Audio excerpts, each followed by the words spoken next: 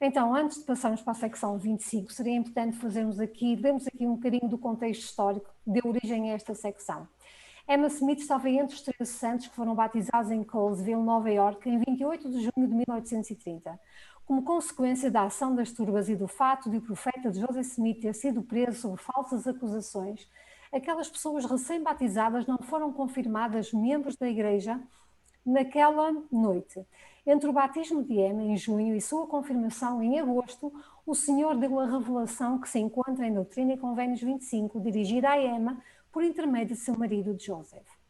Então vamos agora analisar esta secção, que não é só dirigida a nós mulheres, mas a todas as pessoas, porque esta é a voz do Senhor, como ele aqui menciona em baixo, a voz do Senhor para todos. Quando leio esta secção, para mim, eu acho que ela é tão íntima, tão pessoal, porque o próprio Senhor, ele está a dizer, enquanto me dirijo a ti, Emma Smith, eu não me estou a dirigir a qualquer Emma, eu estou-me a dirigir a ti, Emma Smith. E quando eu faço e leio esta secção como se fosse dirigida para mim, eu estou-me a dirigir a ti, Lucinda Braga.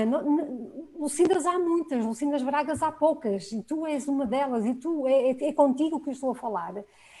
Eu sinto-me muito grata por saber que o Senhor deu-nos uma secção onde Ele explica nela tudo aquilo que nós poderemos fazer e ser para sermos consideradas mulheres eleitas no seu reino, não é? E mais à frente vamos ver o que é ser então uma mulher eleita. Foi-nos pedido pelo nosso profeta para estudar esta secção, quando ele falou na conferência para as mulheres especificamente. Uma das coisas que eu gostava de dizer primeiro é que eu tenho uma admiração pela Emma. A Emma não é uma pessoa que nós falamos muito na igreja, porque a Emma acabou afastada da igreja. Então eu penso que há dificuldade em falar nisso. Nós temos dificuldades como membros da igreja quando existe alguém que seja bastante prominente e que depois acaba por não estar dentro do reino no final, pelo menos aqui na Terra. Mas eu fiz um estudo um bocadinho sobre a Emma e comecei a ler um livro também e tenho consultado outros discursos e outras coisas sobre ela. E eu gostava de dar um bocadinho de luz sobre quem Emma era. Nós não sabemos muito, porque Emma não escreveu um diário. Acho que há para aí 20 cartas que Emma escreveu ou que foram que temos que falam sobre ela. Portanto, muitas das coisas que nós sabemos dela foram ditas por outros e pouco temos. Mas Emma foi uma pessoa que, como eu já disse antes, que nasceu numa família educada, numa família que tinha meios financeiros bons, que eram trabalhadores. A mãe dela era uma pessoa forte, uma pessoa que não só trabalhava em casa, como educou os filhos, ensinou-os a ler, ensinou-os a escrever, que também ganhava dinheiro, que alugava a casa para trazer mais dinheiro para a família, para que eles pudessem providenciar as coisas que precisavam de ter. Portanto, ela vem desse tipo de família, de pessoas fortes, de pessoas educadas. Depois, quando Joseph Smith começou a viver lá em casa, quando estavam à procura de, acho que um tesouro numa quinta lá ao pé, e se namoraram um do outro, o pai da Emma, Isaac Hale. Isaac Hale. Uhum. Não queria, não deu permissão ao casamento. E a Emma e o Joseph, vejam bem como eles começaram. A Emma e o Joseph fugiram e foram-se casar contra o desejo do pai da Emma. Isso é importante, porque a Emma, nessa altura, quando era jovem, a minha mãe fez-me uma arca de... Como é que se chama? Um trousseau. Uma arca de noiva, sim. Com o dote de casamento. Exato. Eu lembro-me da mãe começar a pôr as coisas de lado e tem ainda coisas que tinha nesse... Um enxoval, obrigado, é isso mesmo. Exato, isso não se faz tanto, agora as minhas filhas não tinham, porque eu sou um bocado mais desnaturada, mas pronto. Mas a Emma tinha mobílias, a Emma tinha tantas coisas para o seu casamento, deixou tudo e foi com o profeta. Nessa altura ela já sabia sobre as placas, ela já sabia sobre as visões de Joseph Smith, portanto ela não foi cegamente, foi uma pessoa que seguiu sabendo o que estava a fazer, pelo menos. A Emma teve, acho que 9 ou 11 filhos, só 3 é que sobreviveram. Só 3 dos filhos dela. 3, as primeiras 2 gravidezes que teve, Gravidez. os filhos, o primeiro morreu, nasceu bastante anormal, morreu logo, e depois a segunda gravidez, os 2 eram gêmeos, morreram também. Depois nessa altura, ela e o Joseph adotaram gêmeos da família Murdoch, que vivia lá ao pé, e eles criaram esses gêmeos, e um deles acabou por morrer também. E depois outra série de crianças morreram. Portanto, uma vida... quer dizer, isso para mim é o maior pesadelo que eu tenho, é pensar perder um filho. Mudaram-se pelo menos 17 vezes durante o tempo em que a Amy e o Joseph estiveram juntos. E não foi mudar de uma casa bonita e rica para outra casa bonita e rica. Muitas vezes viveram com outras pessoas, muitas vezes quando tinham a casa própria deles estavam sempre hóspedes lá em casa, estavam sempre pessoas a entrar. Portanto, nunca teve assim o seu lar sozinho com ela, com o Joseph, com os filhos. Várias mortes na família. Aguentou rumores e perseguição com Joseph e sobre Joseph, bastante difíceis de engolir para uma mulher, eu penso. Tudo o que aconteceu a Joseph Smith, tudo o que aconteceu a Joseph Smith de bom e de mau aconteceu a Emma também. Eu penso que isso é um bom enquadro que nós podemos ter em relação a Emma, porque nós sabemos muito dos seus sentimentos pessoais e das suas ideias, mas quando pensamos que Joseph Smith foi perseguido, como Joseph Smith foi dado como morto, que Joseph Smith esteve na prisão não só uma vez, que as pessoas não acreditavam em Joseph Smith, essas coisas todas que aconteceram a ele foram parte da vida da Emma também. A Emma, além dessas coisas, foi descrita pela sua sogra, pela mãe do Joseph, como uma pessoa que era jovial, uma pessoa que era muito dada a servir, que estava sempre a tentar ajudar as outras pessoas, que acolhia pessoas ao seu lar, que ensinava jovens novas a cozer, a cozinhar, a limpar. E Luís, vais gostar disto. E eu penso que o facto de lhe ter sido pedido para ela fazer uma compilação de hinos faz parte de um dos talentos que ela tinha, porque uma das descrições da Emma é que ela estava sempre a cantar. Quando ela estava a fazer coisas, a fazer as tarefas de casa, ou seja o que ela estivesse a fazer, havia sempre música. Pronto, ela estava sempre a cantar e que tinha uma voz linda. E além disso, e que fala aqui nesta escritura, a Emma era uma pessoa orgulhosa. Aqui a Emma também é chamada a ter cuidado com o orgulho. Era uma pessoa teimosa. Quando a Emma tomava uma decisão, Joseph Smith disse, ela é uma força que nós temos que encarar e que não é fácil. Era uma pessoa determinada e foi uma pessoa que sofreu de inveja por causa do casamento plural. E que teve bastante dificuldade nessas coisas. Portanto, para mim, ao fazer este estudo, eu comecei a ver bem quem esta mulher era. Uma mulher que eu não posso de modo nenhum julgar. Aliás, nem tenho intenção nenhuma de julgar, mas que não posso condenar de modo nenhum da maneira como acabou a vida dela, porque eu não sei. Nunca passamos pelo lugar dela, não é? Exatamente. Com certeza faríamos a mesma coisa, ou talvez pior. Exatamente, Lucinda. Teremos a oportunidade, e eu prometo que quando falarmos acerca do casamento plural, iremos falar muito abertamente acerca desse tópico, e a Igreja tem muitos recursos e a Igreja é muito aberta acerca disso hoje em dia, e vamos falar muito abertamente acerca do casamento plural. Eu gostava, a maneira como eu encaro a secção 25 é como as palavras, como já foi dito, são as palavras que foram ditas a Emma. E o Senhor aqui dá-lhe vários conselhos. E eu gostava só de ler aqui salteadamente alguns versículos, e eu vou começar a ler e depois vamos fazendo alguns comentários à medida que vamos lendo.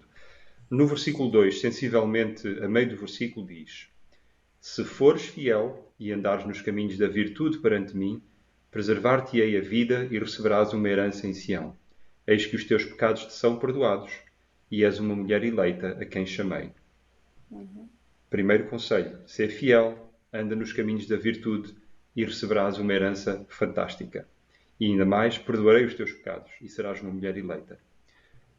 Segundo conselho, não murmures. Não sei porque é que o Senhor fez este conselho a uma mulher. Não faça a mínima ideia. Não murmures. Oh, Não Luís. faça a mínima ideia porque é que o Senhor teria dito isto a uma mulher. Isto não está de todo de acordo Inexplicável. Olha, é inexplicável. mas Inexplicável. repara numa coisa, se ela murmurou alguma vez, na minha posição de mulher, eu até era capaz de fazer a mesma coisa. Repara uma Não, coisa. eu estou só a ser, estou só a ser Eu sei, sarcástico aqui. repara numa coisa, ela foi buscar as placas.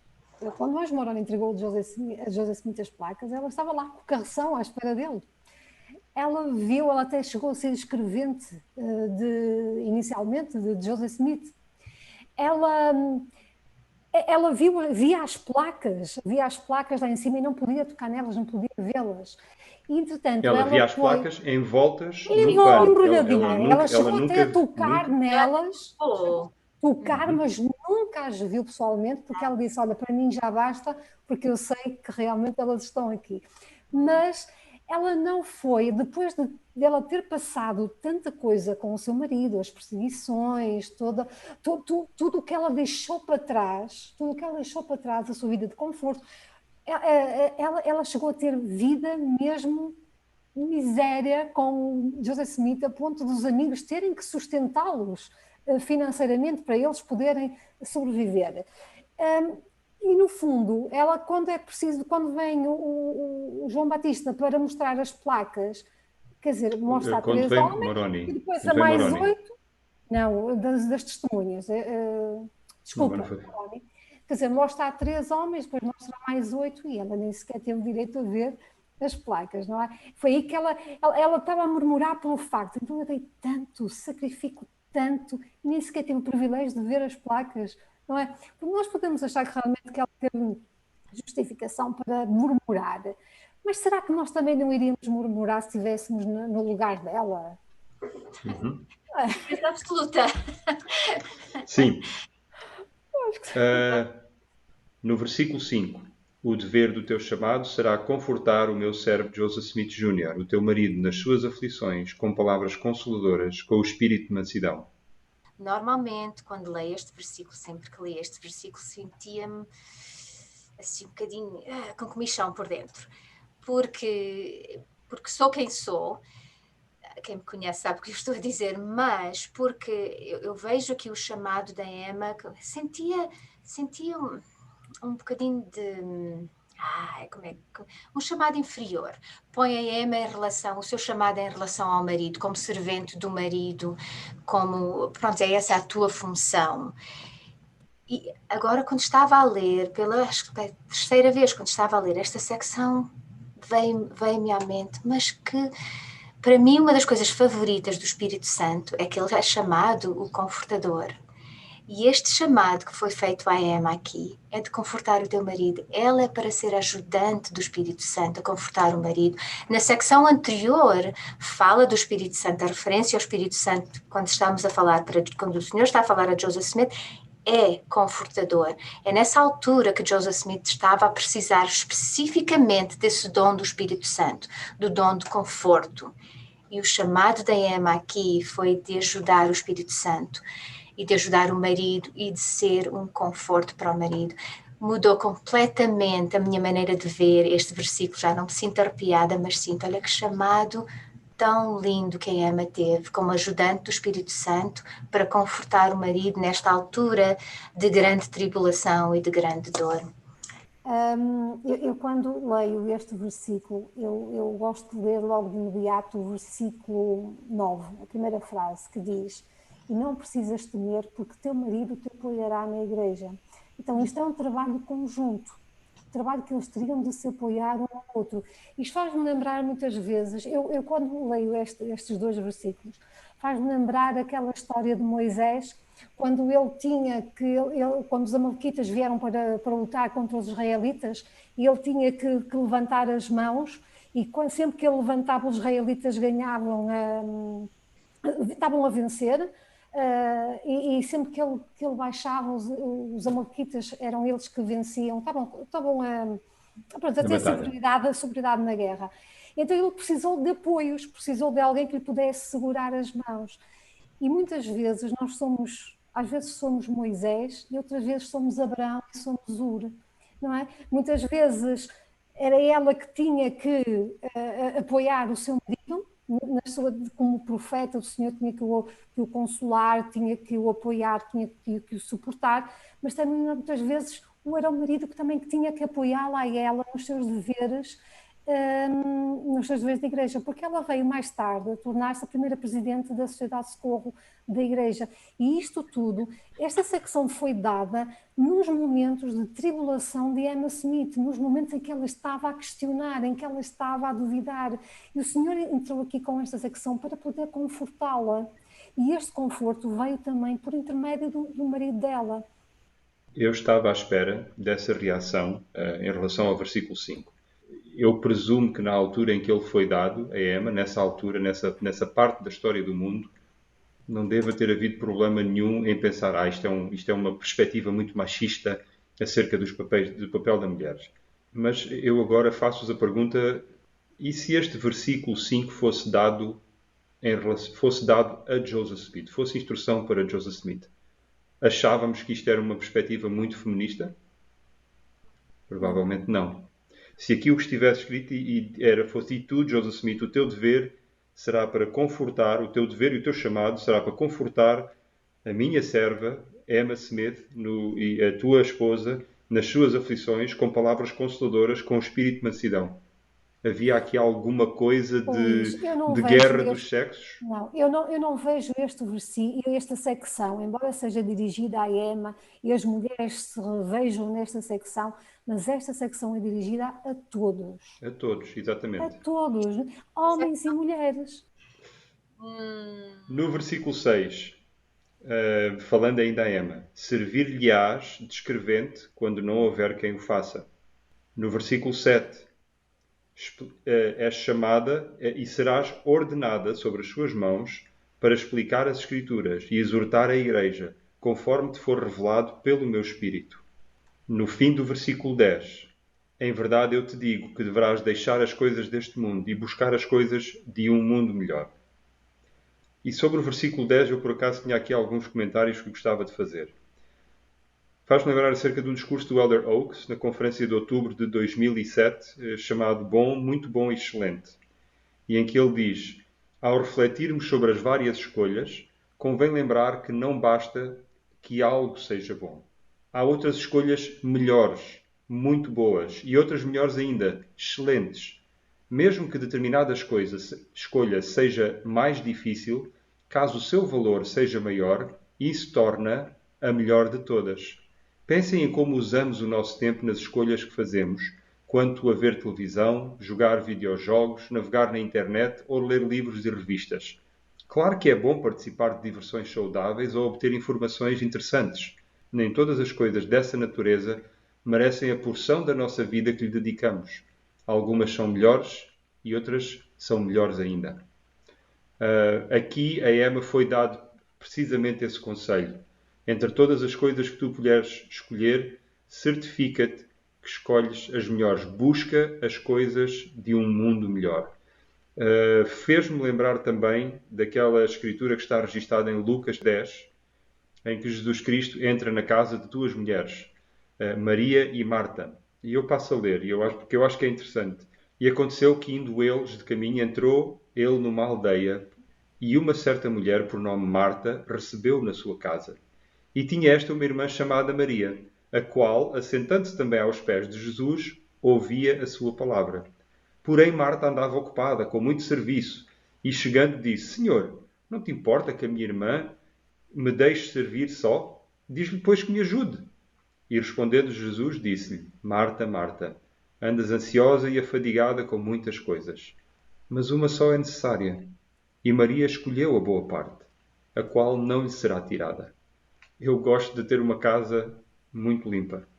Eu gosto muito quando o Luís vem à minha casa. Ele limpa a casa. Ele limpa-me a casa toda, porque ele não aguenta. Eu não aguento.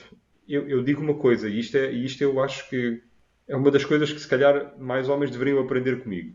Eu não ajudo a minha mulher nas lides da casa. Não ajudo nada à minha mulher nas lides da casa. Porque isso, o eu dizer que eu ajudo a Sónia nas lides da casa, quer dizer que a responsabilidade é dela. E que eu estou somente a participar por favor, estou-lhe a fazer um favor. Não, Claro. eu não ajudo. Eu tenho as minhas responsabilidades nas lides da casa e nós ajudamos-nos mutuamente, porque a responsabilidade é nossa. Nós temos que ter, nós por vezes enchemos a nossa vida. Eu lembro-me de ver um vídeo na internet em que um professor, e isto é um vídeo feito, claro, um professor chega a uma aula e tem um boião de vidro grande e o boião está cheio de pedras. E ele pergunta aos alunos, está cheio? E os alunos dizem, está cheio. E ele disse, então agora vou-vos Acaba lá qualquer mostrar, coisa. vou meter gravilha cá para dentro. E a gravilha cai e enche os pedacinhos entre as pedras.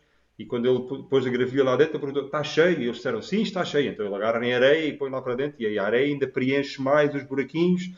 E ele então pergunta, está cheio? Os alunos, sim, está cheio. Então ele ainda agarra em água e põe lá para dentro. E agora finalmente aquilo estava cheio.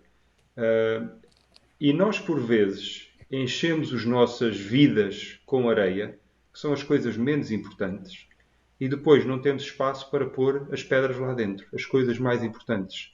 Será que eu tenho uma casa tão grande, tão cheia de coisinhas, que eu tenho que passar tanto tempo a limpar que eu não tenho tempo para estudar as Escrituras, para exercer o meu chamado, para dar tempo à minha família? Ou seja, nós temos que pôr as nossas prioridades alinhadas com aquilo que é verdadeiramente importante. Nós temos que ouvir as palavras de Jesus Cristo e temos que ter um equilíbrio, temos que pôr os dois pratos da balança bem equilibrados para que não demos mais atenção às coisas que são supérfluas e que um dia perderemos, porque Cristo disse que essas coisas vais perder. Mas aqui ela deu aquilo que não perderá, aquilo que não lhe será tirado, que é o conhecimento do Evangelho, que é a maneira como o conhecimento do Evangelho nos ajuda a aperfeiçoar-nos a nós próprios, a tirarmos o homem natural e a mulher natural que existe dentro de nós. Portanto, se as nossas obrigações de limpeza, de lead diária, de trabalho, de seja do que for, nos impedem de progredirmos espiritualmente, então nós estamos, tal como Marta, atarefados com as coisas que são menos importantes. Estamos focados na areia e não nas pedras grandes. E é necessário fazermos um ajuste. É mesmo necessário que façamos um ajuste. Gostava de ler, em relação a isso que tu disseste, Luís, o discurso do presidente Nelson que ele fez diretamente em relação a esta secção e o que ele diz em relação a este versículo. Ele diz para nós, para as irmãs, portanto ele está a falar na Conferência das Mulheres, diz, parte deste esforço exigirá que vocês deixem de lado muitas coisas deste mundo. Às vezes falamos de forma informal a respeito de se afastar do mundo e de suas contendas, tentações generalizadas e falsas filosofias. Mas para se afastar verdadeiramente, é necessário examinar a sua vida de maneira meticulosa e frequente. Adoro esta frase. Adoro o facto de nós termos que pensar, examinar, para sabermos onde é que é preciso afastar-nos do mundo. E ele continua, ao fazerem isto, o Espírito Santo vai inspirá-los a respeito do que não é mais necessário, do que não é mais digno do seu tempo e da sua energia. Ao desviarem o foco das distrações mundanas, algumas coisas que lhes parecem importantes agora não serão mais prioridades. Vocês precisarão dizer não a algumas coisas, mesmo que elas pareçam inofensíveis. Ao embarcarem neste processo de consagrar a sua vida ao Senhor, aqui está isto, consagrar a nossa vida ao Senhor, e ao continuarem nele ao longo da sua vida, as mudanças na sua perspectiva, nos seus sentimentos e na sua força espiritual as surpreenderão. Gosto muito desta perspectiva que ele nos dá. Em relação ao versículo 7, diz assim, e serás ordenada sob suas mãos para explicar as Escrituras e exortar a Igreja conforme te for revelado pelo meu Espírito. Convém esclarecer aqui neste versículo que há aqui duas situações. Uma é o facto dela ter sido ordenada. Nós geralmente falamos em ordenações mais para os ofícios do sacerdócio. E o Joseph Fielding Smith, ele quis esclarecer esta situação. Ele disse que o termo ordenar era geralmente usado nos primeiros dias da Igreja, referindo-se tanto à ordenação quanto à designação. Dizia-se que os homens que possuíam o sacerdócio tinham sido ordenados a presidir ramos e a realizar um trabalho especial. Dizia-se também que as irmãs tinham sido ordenadas quando elas eram chamadas a cumprir um dever ou uma responsabilidade especial. Nos anos subsequentes, desenvolvemos uma distinção entre ordenar e designar. Os homens são ordenados a ofícios no sacerdócio e designados a presidir estacas, alas, ramos, missões e organizações auxiliares. As irmãs são designadas e não ordenadas como presidentes de organizações auxiliares, a missões, etc. Ao se dizer que Emma Smith foi ordenada a expor as Escrituras, isso não significa que lhe foi conferido o sacerdócio, mas que ela foi designada a esse chamado que teve o seu cumprimento na sociedade secular da Igreja. E uma coisa também curiosa aqui é o facto de ela ser designada para exortar a Igreja, para expor as Escrituras. Ela era uma mulher, estávamos no século XIX. E nessa altura eram os homens que ainda tinham esta incumbência de estar a explicar as Escrituras e poder falar. Há um versículo que eu na altura, fiquei chocadíssima quando li, que está em 1 Coríntios 14, 30, 34, 35. Deixem-me falar. 34, 35, na altura eu não percebi, mas ao estudar esta secção, esta semana, já consegui perceber. Que diz... Isto é Paulo que diz assim: as mulheres estejam caladas nas igrejas, porque lhes não é permitido falar, mas estejam sujeitas como também ordena a lei. E se querem aprender alguma coisa, interroguem em casa a seus próprios maridos, porque é indecente que as mulheres falem na igreja. Eu não sou feminista, então uma carapuça, que Deus, o que é isto? Mas na realidade... é que Joseph Smith fez a revisão da Bíblia e ele fez a revisão deste versículo, ainda bem que o fez, porque ele alterou este versículo passando a afirmar que as mulheres não devem presidir na igreja, ou seja, não é que não devem falar, que não devem exortar, que não devem ensinar, que não devem discursar, que não devem é presidir. O ensinamento contido nesta passagem é de que as mulheres devem ser guiadas na igreja pelo sacerdócio. Joseph Smith ensinou este princípio aos membros da primeira sociedade de socorro. Vocês receberão instruções através da ordem do sacerdócio que Deus estabeleceu, através daqueles que foram designados para liderar, guiar e dirigir os assuntos da igreja nesta última dispensação. O chamado que Emma Smith recebeu de exortar a igreja estava em completa harmonia com a designação que receberia futuramente sob a direção do sacerdócio na sociedade de socorro. Elder James Talmage já dizia que Jesus Cristo era o maior defensor do sexo feminino. Eu sinto-me muito grata por o Senhor estar a dar esta responsabilidade às mulheres, logo desde o início da organização da Igreja. Vocês têm tanto valor como os homens, não podem presidir, vocês estão a liderar sob a direção do sacerdócio, mas vocês têm as mesmas capacidades, vocês, a partir do momento, e como a Natasha ia falar, o presidente Nelson nos ensinou, quando nós fazemos os convénios com o Senhor, nós também temos o poder do sacerdócio na nossa vida.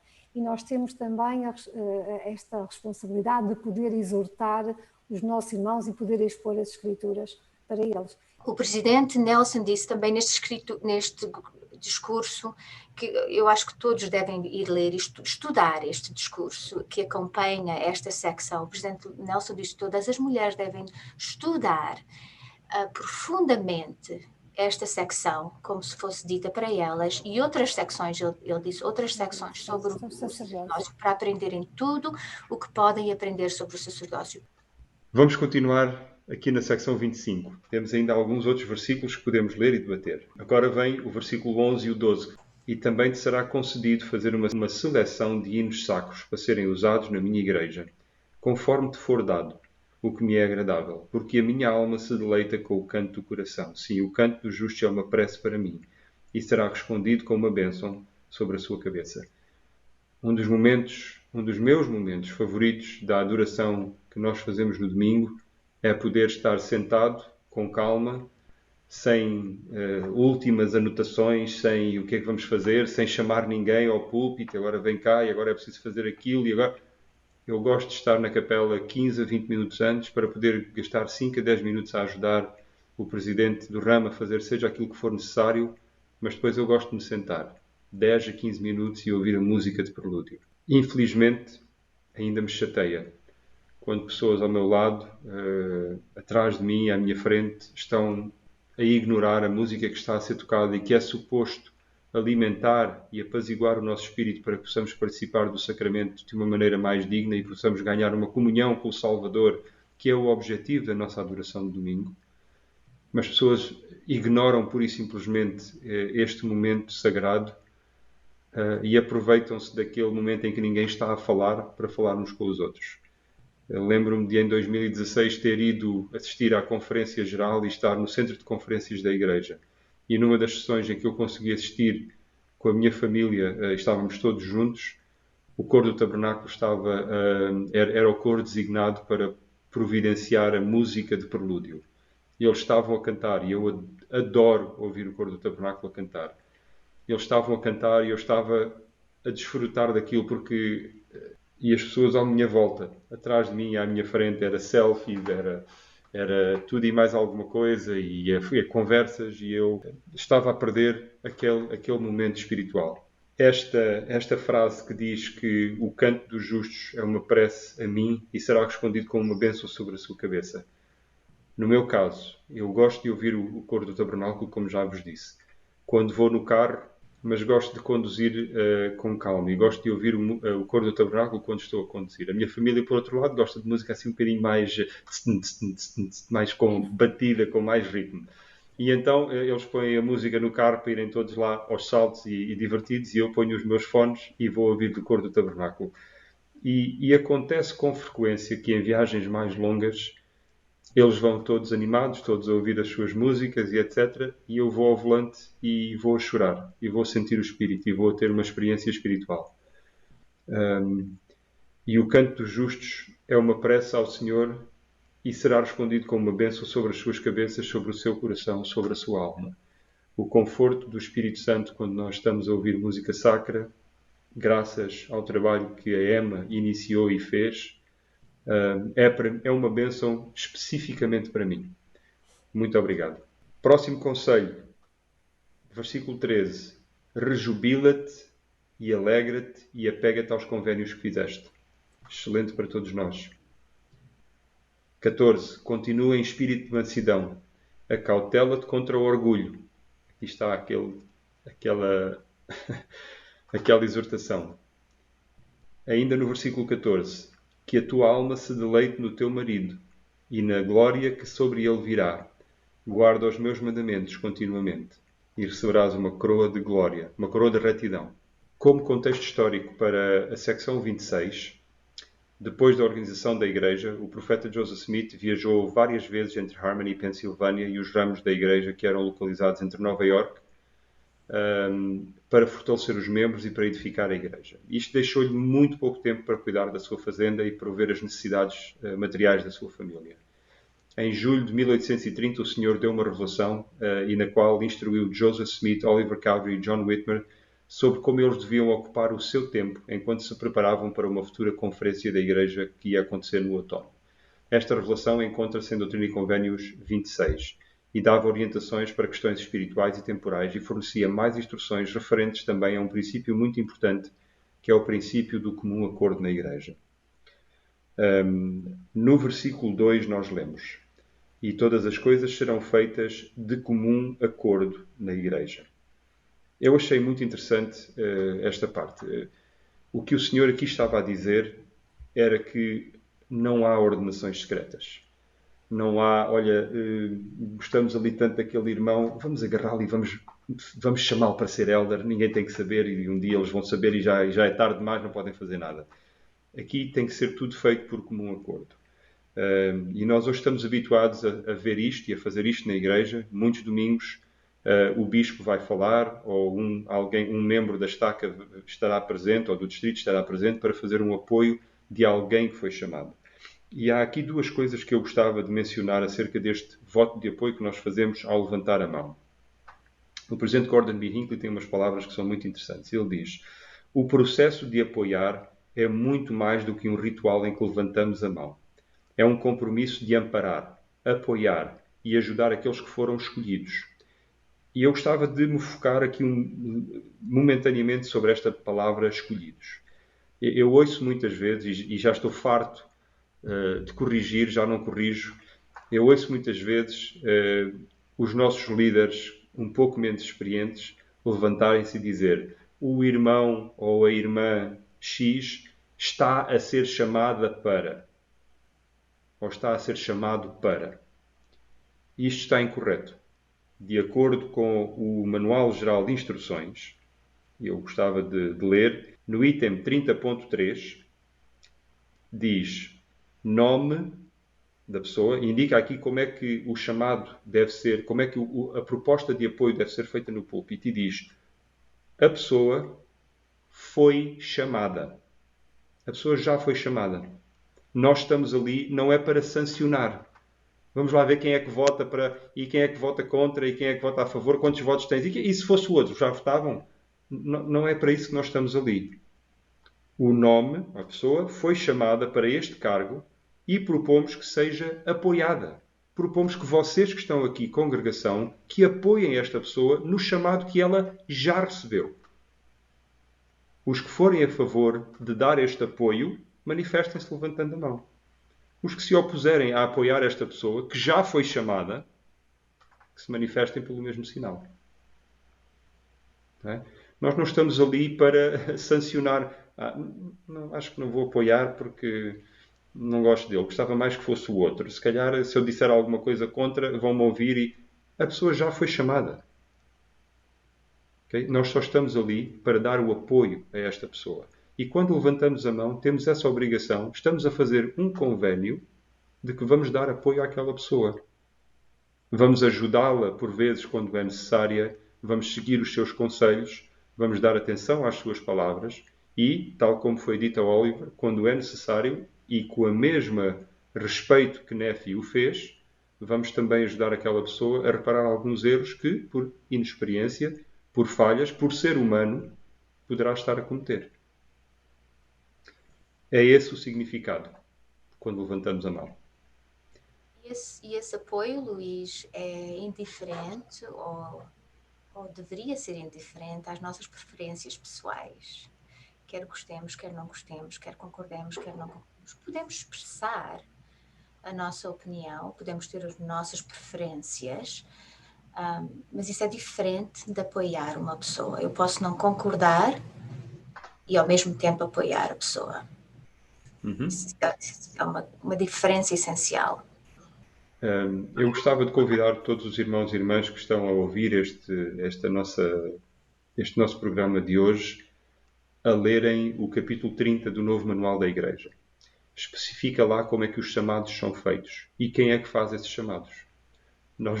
Os líderes, quando apresentam uma pessoa que já foi chamada para apoio, não é para saber se este chamado está certo ou não. O Senhor já indicou que está certo, já indicou que é aquela pessoa que deveria ser escolhida para exercer aquela função temporariamente, porque ela vai ser desobrigada um dia.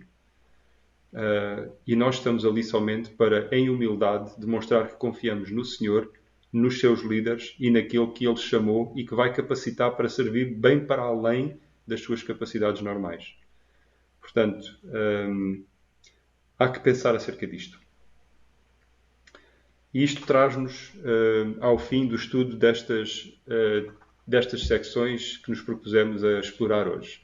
Queremos agradecer imenso pelo tempo que passaram aqui conosco, pelo apoio que nos continuam a dar, pelos vossos comentários que têm sido tão simpáticos e tão caridosos para connosco. Exatamente. Agradecemos também à Natasha Mel por se ter disponibilizado para estar aqui hoje, que está lá tão longe. Através das tecnologias, felizmente, temos esta capacidade de convidar pessoas de todo o mundo para nos ajudarem a estudar o Evangelho e para nos darem as suas próprias perspectivas. Pessoalmente, irmãos, eu gostava de terminar hoje, e não costumo fazer isto porque eu gosto de testemunhar ao longo da aula, mas hoje eu gostava de vos deixar com o meu testemunho.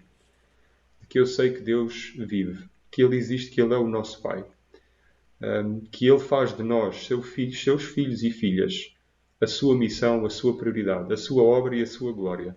É nele, nos nossos sucessos, nas nossas dificuldades e na maneira como as ultrapassamos, que Ele obtém a sua glória, o seu gozo.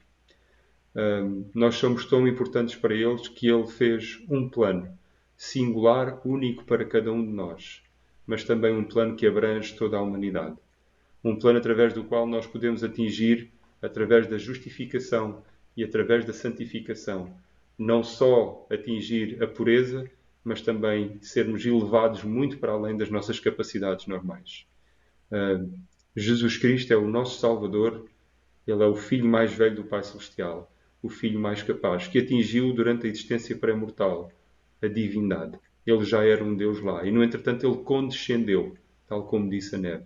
Tal como disse a Néfia, conheces tu a condescendência de Deus? Ele condescendeu em vir a esta terra, nascer como um plano mortal, em condições muito piores do que tu e eu nascemos, para viver uma vida perfeita, para se poder qualificar, eventualmente, no fim da sua vida, para pagar pelos nossos pecados, através de um sofrimento que nos é incompreensível, que apesar de todos os estudos que fazemos, podemos somente arranhar a superfície daquilo pelo qual ele passou.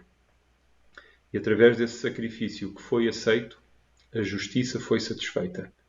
E ele pode um dia orar ao Pai e pedir que nós, que nos arrependemos, possamos ser ilibados das consequências dos erros que cometemos e possamos atingir a algo que neste momento só almejamos com toda a esperança e a fé que podemos nele exercer.